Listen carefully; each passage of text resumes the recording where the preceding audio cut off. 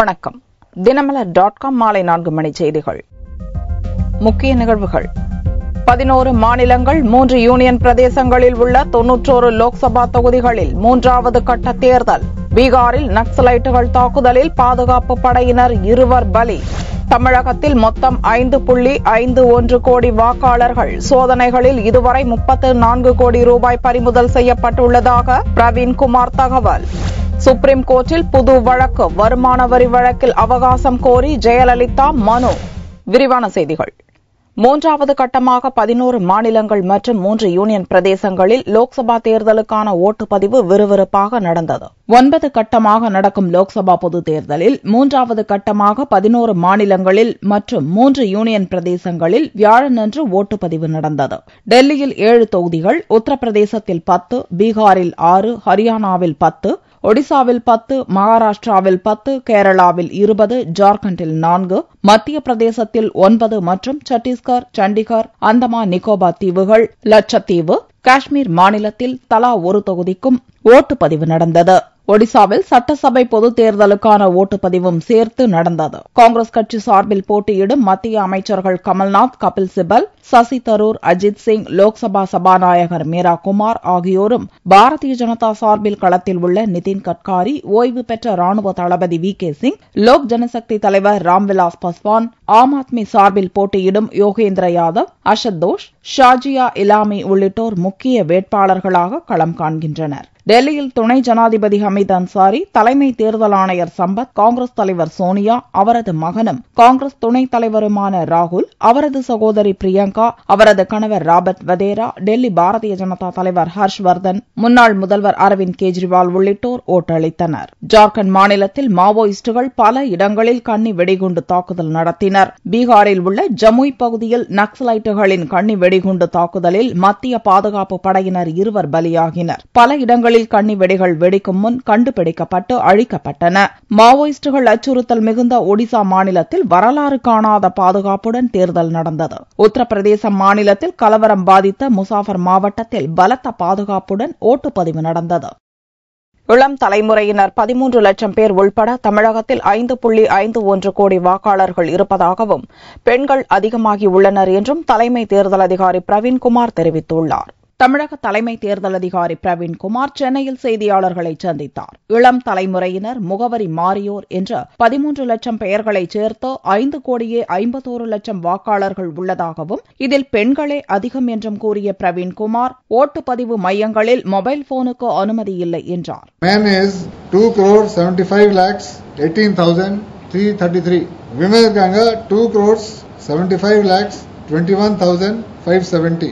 So female is more than male for the first time, and others is 3,349. Total is 550,432,51. வரும் 12ஆம் தேதி சனிக்கிழமை அன்று தலைமை தேர்தல் கமிஷனிலிருந்து வரும் அதிகாரிகள் அனைத்து கட்சியினருடன் தனித்தனியாக ஆலோசனை நடத்துகின்றனர் என்று கூறிய பிரவீன்குமார், பதட்டமான ஓட்டுச்சாவடிகள் குறித்து கள ஆய்வு நடந்து வருவதாகவும் கூறினார். தமிழகத்தில் 34 கோடி ரூபாய் மதிப்புள்ள ரொக்கம், பொருட்கள் கைப்பற்றப்பட்டுள்ளதாக கூறிய பிரவீன்குமார், ஓட்டு எண்ணிக்கை நடக்கும் வரை 3 அடுக்கு பாதுகாப்பு, கேமரா கண்காணிப்பு தொடரும் என்றும் கூறினார். 12ஆம் தேதி வராங்க election commission. Requires political parties ஒரு மீட்டிங் இருக்கும். அதுக்கப்புறம் they will have meeting with collectors, SP, commissioner police. Strong rooms, inner perimeter will be guarded by central police force. Outside will be state police force. அங்கே பர்மனண்டா recording பண்ணிட்டு இருக்கும். 24 hours it will be recorded what is happening. யார் அந்த டோர்ல வந்திருக்காங்க இல்லையா. இதுவரை cash is 17.14 crores. 17.14 கோடி. Kind is 17.46 crores. So total is 34.60 crores. முன்னதாக வேளாண் விஞ்ஞானி சுவாமிநாதன், தொகுப்பாளர் கோபிநாத்தின் விழிப்புணர்வு பிரச்சாரத்தை வெளியிட்ட பிரவீன்குமார், பணப்பட்டுவாடாவை கட்டுப்படுத்துவதோடு வாக்காளர்கள் பணம், பொருள் வாங்கக்கூடாது என்ற விழிப்புணர்வு தீவிரப்படுத்தப்பட்டுள்ளதாகவும் தெரிவித்தார். வருமான வரி வழக்கில் முதல்வர் ஜெயலலிதா வியாழனன்று ஆஜராகவில்லை.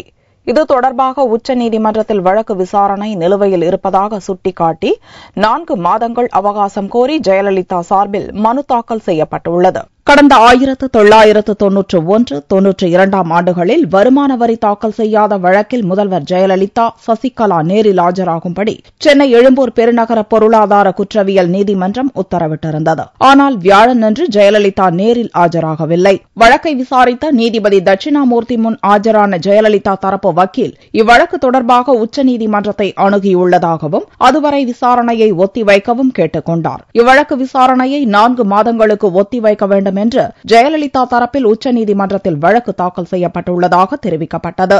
இதற்கு வருமான வரி தரப்பு வக்கீல் ராமசுப்பு கடும் ஆட்சேபம் தெரிவித்தார். இருதரப்பு வாதங்களை கேட்ட நீதிபதி வழக்கை முதலில் 12 மணிக்கும் அதன் பின்னர் பிற்பகலுக்கும் ஒத்திவைத்தார். பிற்பகலில் வழக்கு விசாரணைக்கு வந்தபோது முதல்வர் ஜெயலலிதா ஆஜராவது குறித்து உச்சநீதிமன்ற தீர்ப்பு வரும் வரை காத்திருப்பதாகவும், ஆனால் சசிகலா கண்டிப்பாக ஏப்ரல் 28ஆம் தேதி நேரில் ஆஜராக வேண்டும் என்றும் நீதிபதி தட்சிணாமூர்த்தி உத்தரவிட்டார். முன்னதாக சசிகலா தரப்பில் உடல்நிலை சரியில்லை என்று கூறி கால அவகாசம் கேட்டதை நீதிபதி ஏற்றுக்கொண்டார் என்பது குறிப்பிடத்தக்கது. பாரதிய ஜனதா பிரதமர் வேட்பாளர் நரேந்திர மோடி தாக்கல் செய்துள்ள வேட்பு மனுவில் அவர் திருமணமானவர் என்றும் மனைவி பெயர் ஜசோதாபென் என்றும் குறிப்பிட்டுள்ளார். பாரதிய ஜனதா பிரதமர் வேட்பாளர் நரேந்திர மோடி குஜராத் மாநிலம் வடோதரா தொகுதியில் புதனன்று வேட்பு மனு தாக்கல் செய்தார். இதுவரை சட்டசபை தேர்தல்களில் போட்டியிட்ட போது திருமணம் தொடர்பான இடத்தை பூர்த்தி செய்யாமலேயே வேட்பு மனுக்களை தாக்கல் செய்துள்ளார். தற்போது தாக்கல் செய்துள்ள வேட்பு மனுவில் திருமணமானவர் என்றும் மனைவி பெயர் ஜசோதாபென் என்றும் குறிப்பிட்டுள்ளார். மனைவியின் சொத்து விவரங்கள் பற்றி தனக்கு தெரியாது என்றும் அதில் குறிப்பிட்டுள்ளார். மோடியின் 17 வயதில் அரியா பருவத்தில் அவருக்கும் மோடியின் சொந்த ஊரான வேதநகருக்கு அருகில் உள்ள பிராமன்வாதா கிராமத்தைச் சேர்ந்த ஜசோதா பெண்ணுக்கும் திருமணம் நடந்ததாகவும் 3 ஆண்டுகளுக்கு பின் நாட்டுக்கு சேவையாற்ற வேண்டும் என்பதற்காக ஜசோதா பெண்ணை விட்டு மோடி பிரிந்து சென்று விட்டதாகவும் அவரது சகோதரர் சோமபாய் தாமோதர மோடி தெரிவித்துள்ளார். சமீபத்தில் ஜசோதாபென் ஒரு பேட்டியின் போது பிரிவுக்கு பின் மோடியை சந்தித்தது இல்லை என்றும் அவர் ஒரு நாள் நாட்டின் பிரதமராவார் என்று தெரியும் என்றும் குறிப்பிட்டிருந்தார். பள்ளி ஆசிரியையாக பணியாற்றி ஓய்வு பெற்றுள்ள ஜசோதாபென் தற்போது மாதம் 14,000 ரூபாய் ஓய்வூதியத்துடன் தனது சகோதரர்களுடன் வசித்து வருகிறார். மோடியின் வேட்பு மனுவில் சொத்து விவரங்களும் தெரிவிக்கப்பட்டுள்ளது. ரொக்க கையிருப்பு 29,700 ரூபாய், வங்கி வைப்பு தொகை 44 லட்சம் ரூபாய், பாண்டு பத்திரங்கள் 20,000 ரூபாய், தேசிய சேமிப்பு பத்திரங்கள் 4.34 லட்சம் ரூபாய், 2.47 லட்சம் ரூபாய்க்கு வாங்கிய நிலத்தின் தற்போதைய மதிப்பு 1 கோடி ரூபாய் என மொத்தம் 1.5 கோடி ரூபாய் சொத்து இருப்பதாக மோடி தெரிவித்துள்ளார். சேலம் அருகே போக்குவரத்து போலீஸ்காரரை அடித்து கொலை செய்த மர்ம நபர்களை போலீசார் தேடி வருகின்றனர். சேலம் சீலநாயக்கன்பட்டி புறவழிச்சாலையில் உள்ள எடைமேடையின் பின்புறம் மர்மமான முறையில் ஒருவர் இறந்து கிடப்பதாக அன்னதானப்பட்டி போலீசாருக்கு தகவல் கிடைத்தது. சம்பவ இடத்திற்கு விரைந்து சென்று போலீசார் நடத்திய விசாரணையில் இறந்து கிடந்த நபர் சேலம் தெற்கு போக்குவரத்து காவல்துறையில் பணியாற்றிய தலைமை காவலர் ராஜி என்பதும் அவர் மர்ம நபர்களால் தாக்கப்பட்டு கொலை செய்யப்பட்டிருந்தது தெரியவந்தது. அவருடைய உடலை மீட்ட போலீசார் பிரேத பரிசோதனைக்காக அரசு மருத்துவமனைக்கு அனுப்பி வைத்தனர். மர்ம நபர்களால் கொலை செய்யப்பட்ட போக்குவரத்து போலீஸ்காரர் ராஜி கடந்த 15 நாட்களாக மருத்துவ விடுப்பில் இருந்துள்ளார். சம்பவ இடத்தில் போலீஸ் கமிஷனர் அமல்ராஜ் மற்றும் அதிகாரிகள் நேரில் சென்று பார்வையிட்டு கொலையாளிகளை தீவிரமாக தேடி வருகின்றனர். அதிமுக அரசியலில் அடிப்படை நாகரிகத்தை கடைபிடிக்காத கட்சி என்று வைகோ குற்றம் சாட்டியுள்ளார். கன்னியாகுமரி தொகுதியில் பாரதிய ஜனதா சார்பில் போட்டியிடும் அக்கட்சியின் மாநில தலைவர் பொன் ராதாகிருஷ்ணனை மதிமுக பொதுச் செயலாளர் வைகோ சந்தித்தார். முன்னதாக செய்தியாளர்களை சந்தித்த வைகோ பொன் ராதாகிருஷ்ணனின் பொறுமையும் சகிப்புத்தன்மையும் தான் இந்த கூட்டணி அமைய காரணம் என்று கூறினார். அரசியலில் அடிப்படை நாகரிகத்தை கடைபிடிக்காத ஒரு தலைமை உண்டு என்றால் அது அதிமுக தலைமைதான் என்றும் வைகோ குற்றம் சாட்டினார். இந்திய அரசியலில் ஒரு அடிப்படை நாகரிகத்தை கூட கடைபிடிக்காத ஒரு கட்சி தலைமை உண்டென்றார் அது அதிமுக தலைமைதான். தேசிய ஜனநாயக கூட்டணி கட்சிகள் தனி தேர்தல் அறிக்கை வெளியிட்டாலும் தேர்தலுக்கு பின்னர் பொது செயல் திட்டம் வகுத்து செயல்படுவோம் என்றும் வைகோ குறிப்பிட்டார். தமிழகம் மற்றும் புதுச்சேரியில் 40 லோக்சபா தொகுதிகளிலும் வெற்றி பெறுவோம் என்று எல்லா கட்சிகளும் கூறும்போது காங்கிரஸ் கட்சி சொல்வதில் தவறில்லை என்று மாநில தலைவர் ஞானதேசிகன் தெரிவித்துள்ளார். திருச்சியில் செய்தியாளர்களை சந்தித்த ஞானதேசிகன் தமிழக முதல்வர் ஜெயலலிதா எப்போதும் மத்திய அரசு மாநில அரசை வஞ்சித்து விட்டதாக கூறுவதை நிறுத்த வேண்டும் என்றும் தமிழகத்தில் போடப்பட்டுள்ள சாலைகள், பாதாள சாக்கடை திட்டங்கள், பாலங்கள் போன்ற அனைத்து திட்டங்களிலும் மத்திய அரசின் கணிசமான பங்கு இருப்பதாக கூறினார். மாண்புமிகு தமிழக முதல்வர் எங்கு சென்றாலும் ஒரே ஒரு கீதத்தை மட்டும் பாடிக்கொண்டிருக்கிறார். மாநில அரசை மத்திய அரசு வஞ்சித்து விட்டது. தமிழகத்திற்கு மத்திய அரசு ஏதும் செய்யவில்லை என்று சொல்லிக் கொண்டிருக்கிறார்.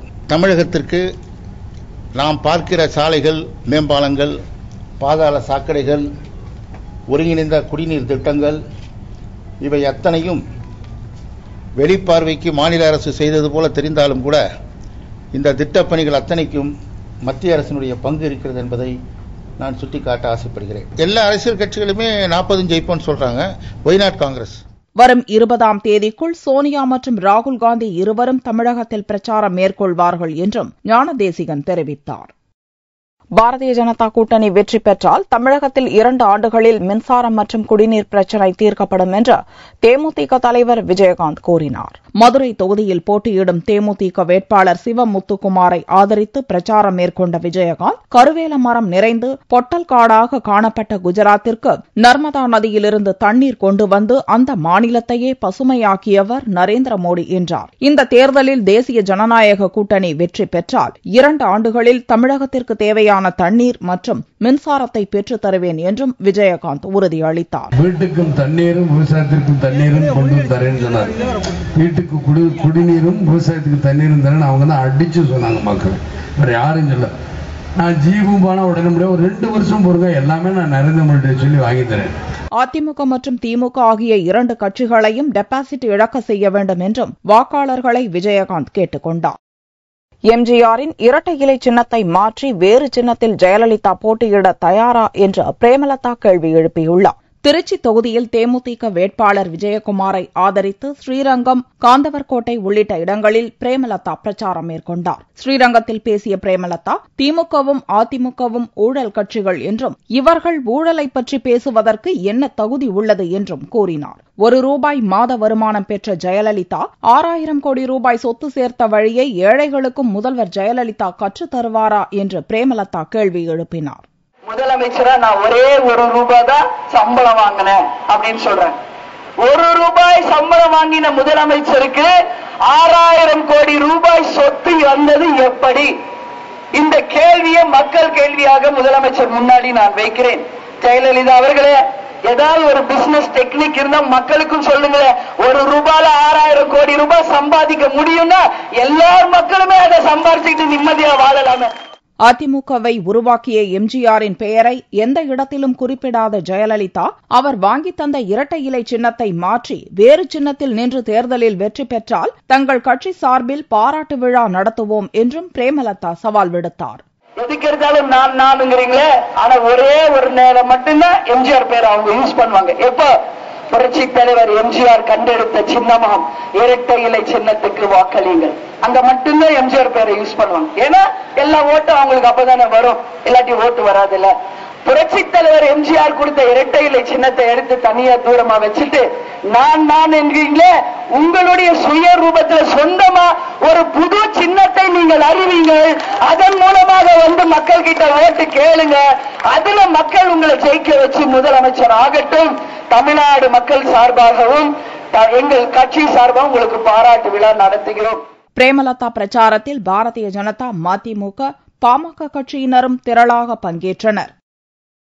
தங்கத்தின் விலையில் வியாழக்கிழமையன்று சவரனுக்கு ₹32 அதிகரித்திருந்தது. ஒரு சவரன் தங்கம் 22,112 ரூபாய்க்கு விற்பனையானது. 1 கிராம் ஆபரண தங்கம் ₹2,764 இருந்தது. வெள்ளி கிராமுக்கு 10 காசுகள் அதிகரித்து 1 கிராம் ₹44.40 விற்பனையானது. பார் வெள்ளியின் விலை ₹43,380 இருந்தது.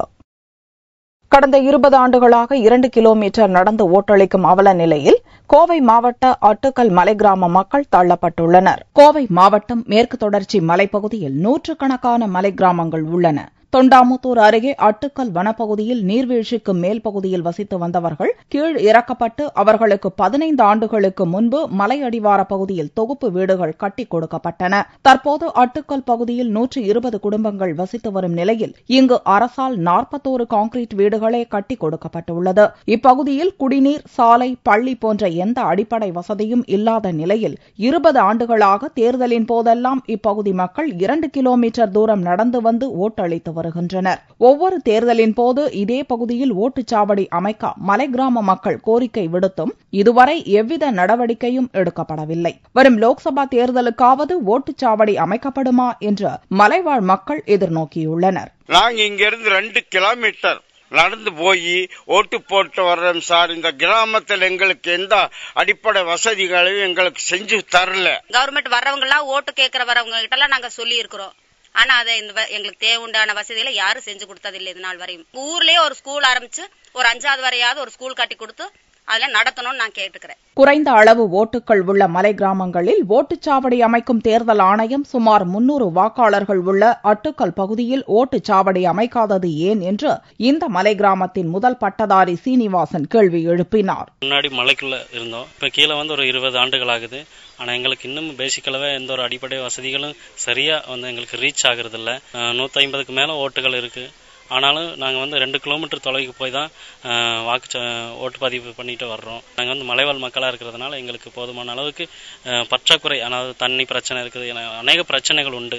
அனைவரும் ஓட்டளிக்க வேண்டும் என்று தேர்தல் ஆணையம் வலியுறுத்தி வரும் வேளையில் வாக்காளர்களுக்கான அடிப்படை வசதியும் செய்து தர முன்வர வேண்டும் என்பதே இப்பகுதியினரின் கோரிக்கை. மீண்டும் செய்திகள் இந்திய நேரப்படி இரவு 8 மணிக்கு. வணக்கம்.